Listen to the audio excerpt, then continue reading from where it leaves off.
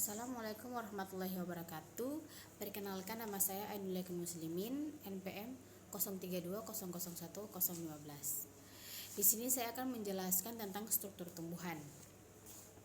Tumbuhan adalah anggota dari kingdom Plantae. Salah satu ciri tumbuhan yang tidak dimiliki oleh organisme lain adalah kemampuannya untuk membuat makanan sendiri sebagai proses fotosintesis karena memiliki klorofil atau zat hijau daun. Namun terdapat pengecualian karena ada beberapa tumbuhan yang hidup secara parasit. Tumbuhan juga merupakan organisme multiseluler di kerajaan Plantae yang dapat melakukan fotosintesis untuk membuat definisi makanannya sendiri.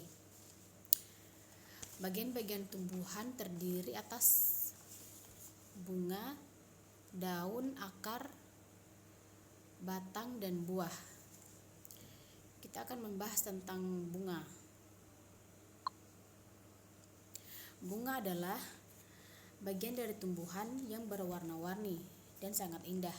Bagian bunga yang sempurna memiliki bagian-bagian yaitu mahkota bunga,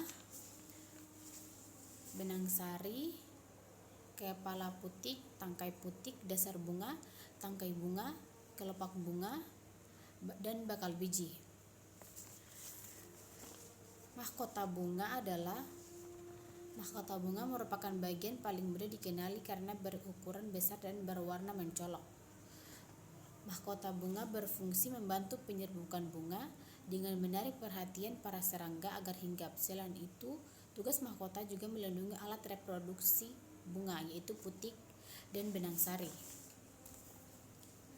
Benang sari bekerja dengan cara mikrosporangium dan spora haploid yaitu pelepasan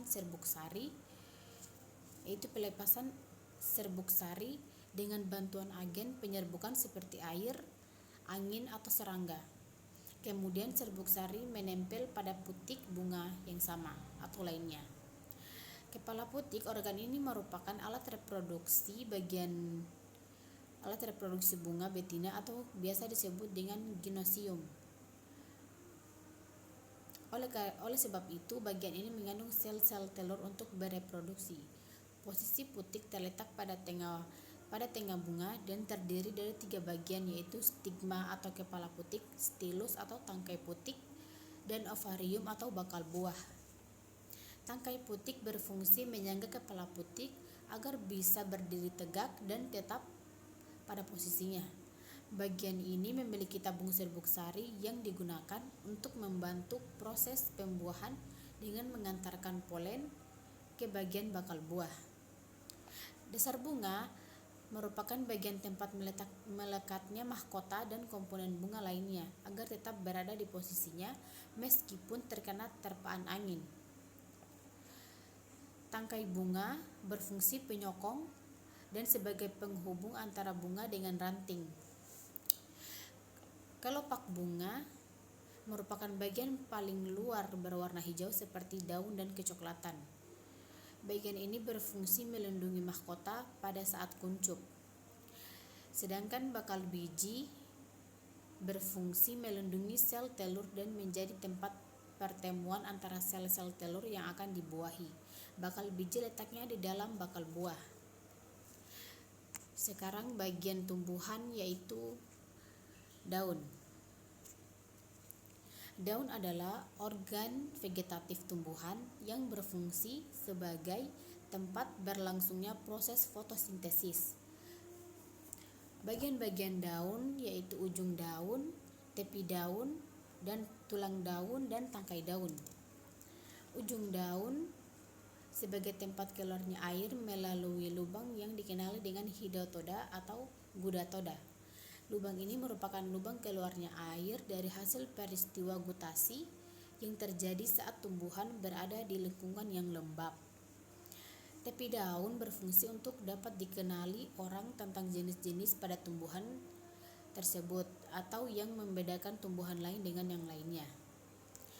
Tulang daun merupakan salah satu bagian dari daun yang memiliki peranan sebagai penopang agar daun menjadi kuat. Di samping sebagai penguat, tulang daun merupakan organ yang berfungsi sebagai pengangkut zat-zat yang dibutuhkan oleh tanaman untuk proses pertumbuhan dan perkembangan, dan tangkai daun yang berfungsi untuk menghubungkan pelepah atau batang dengan helai daun.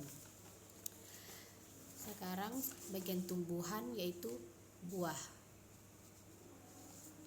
Buah adalah bagian dari tumbuhan yang mengandung biji.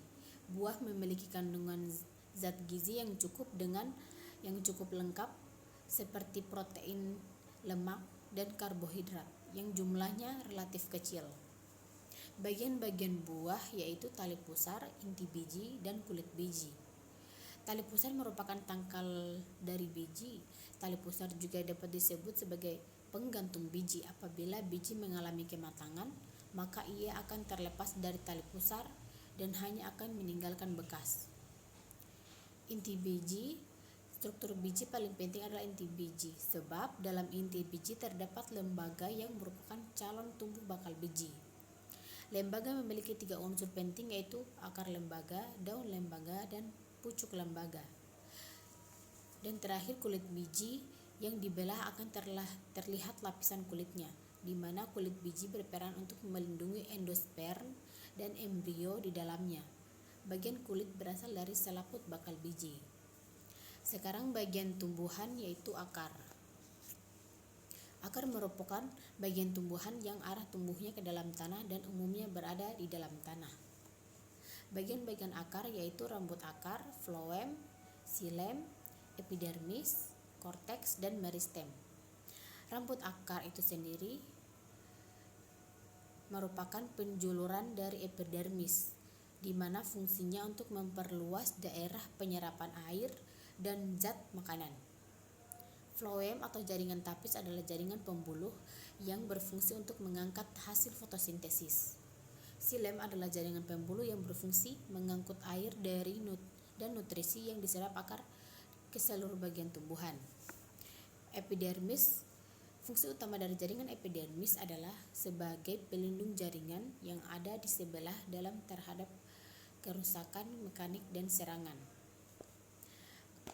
Korteks berfungsi dalam transportasi hara dari epidermis dan ke dalam teras akar.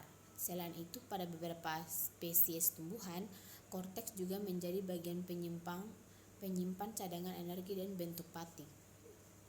Sedangkan meristem apikal yang berada pada ujung akar memungkinkan agar akar untuk menghasilkan sel-sel baru agar akar tanaman semakin panjang, sehingga bisa menembus tanah dan memperoleh air mineral yang dibutuhkan dari dalam tanah. Sekarang bagian tumbuhan yaitu batang. Batang memiliki fungsi untuk penyokong sebagian tumbuhan yang berada di atas sebagai jalur pengangkutan air dan mineral ke daun, serta jalan pengangkutan hasil fotosintesis ke seluruh bagian tumbuhan. Bagian-bagian batang yaitu jaringan epidermis, phloem, cambium, xilem, dan empulur. Jaringan epidermis adalah jaringan yang terletak di bagian paling luar dari batang. Jaringan epidermis berfungsi untuk melindungi jaringan tumbuhan yang berada di bagian dalam batang. Phloem disebut juga pembuluh tapis, berfungsi mengedarkan hasil fotosintesis ke seluruh tumbuh-tumbuhan. Cambium. Aktivitas cambium ke arah luar membentuk unsur kulit dan ke arah dalam membentuk unsur kayu. Adanya cambium menyebabkan pertumbuhan sekunder yang mengakibatkan diameter batang membesar.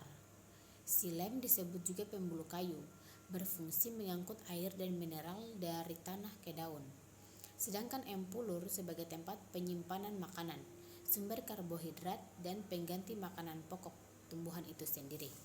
Itulah penjelasan dari saya, kurang dan lebihnya mohon dimaafkan. Saya akhiri dengan ucapan wabillahi taufik wal hidayah. Wassalamualaikum warahmatullahi wabarakatuh.